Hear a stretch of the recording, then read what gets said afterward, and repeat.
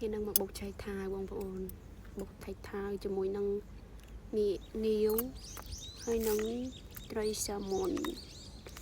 สำคัญที่ผิวกลางกลายสะอาด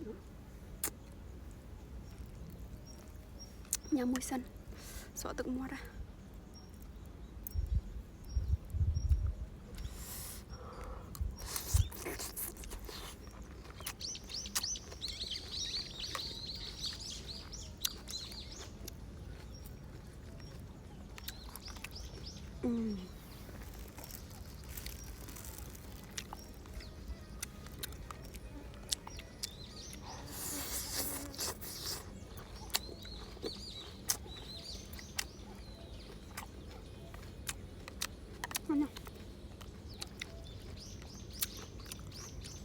บกท้ายเป็นแต่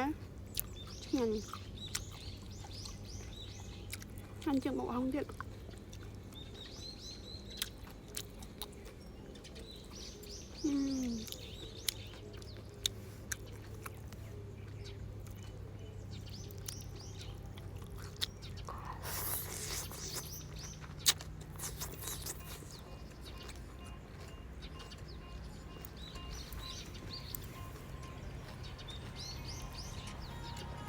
สักไอ้โจ๊ก